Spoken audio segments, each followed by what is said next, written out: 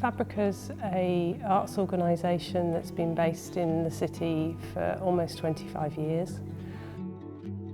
We're interested in doing outdoor works that connect with what we're doing here at Fabrica, so almost like a work across two sites.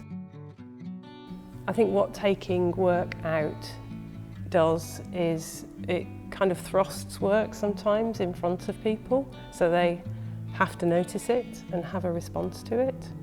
And in that response comes questions about, well, what is this in my space? With a simple act of wonder, we wanted to take that one stage further by setting up something, setting up a situation through an artwork where there might be there might be a dialogue happening between one place and another. The artists are commissioned, they have a job to do, which is to create this artwork between two sites. And in doing that job, they are researching who's living there, what has happened to them in their lives, what significance is the place that they're living in, particularly if they have lived there for a long time. What are the stories they've got to tell? So that was really kind of at the heart of Walter Zoniel's proposal from the outset.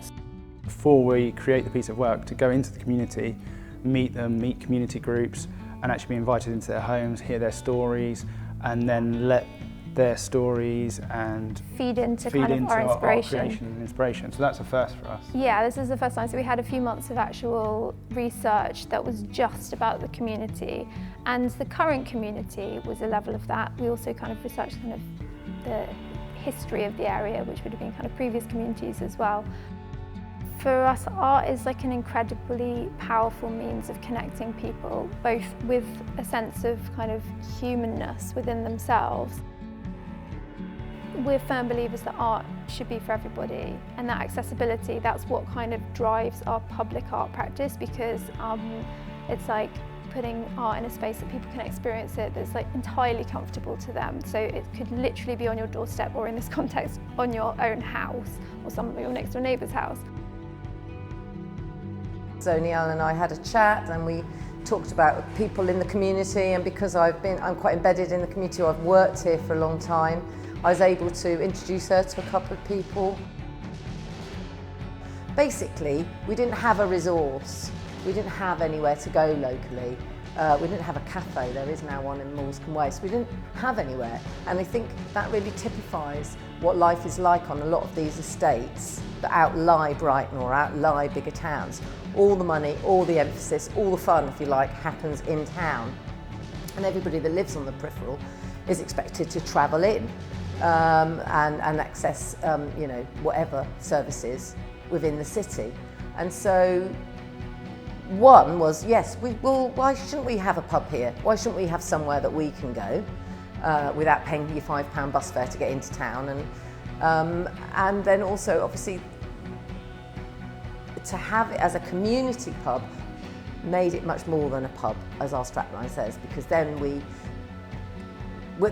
it enabled us to be a centre, if you like, for involving community. Saying to people, come here and have your lunch, or come here and run your group here.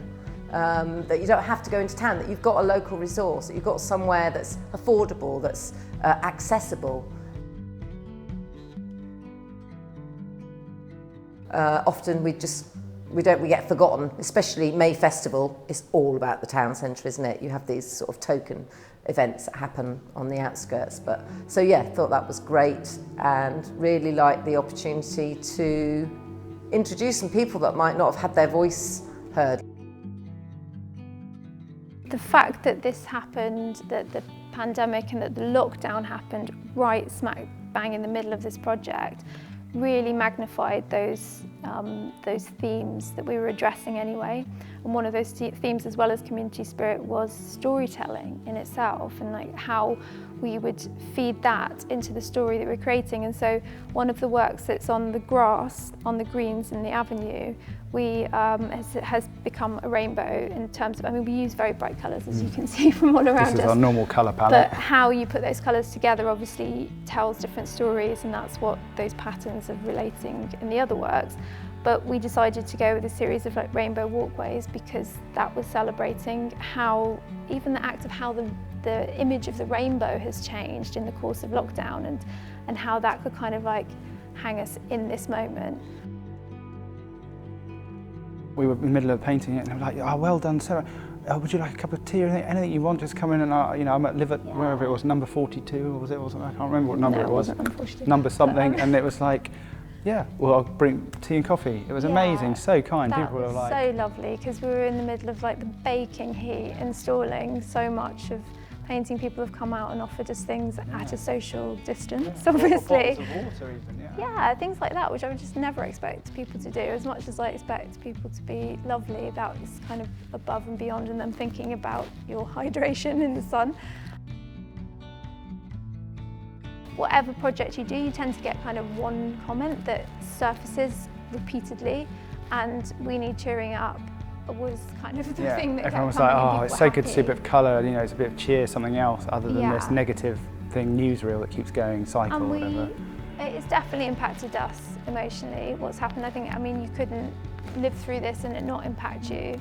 As we were creating the work during lockdown as well, that was kind of very emotionally driven to feel like you could do something that could potentially have a positive benefit. I hope and know that it has brought quite a lot of fun and joy and curiosity to some local people. Some people think it's weird, but you know, other people are very curious about it, and you know, it's injected a bit of fun and colour at a time when I think a lot of people have been feeling very isolated and a bit grey. So in a way, maybe it doesn't matter about the bigger city and whether they've enjoyed it. I think it's more about the residents here feeling they've had something done for them. So we see this project very much as a first of what we hope will be a long relationship into the future with residents of Moulsecoomb and Bevendean through art and creativity. Because I think one of the things I've become really aware of is how much creativity there is in the people who live in Moulsecoomb and Bevendean, and we are a poorer city for not supporting that creativity to flourish.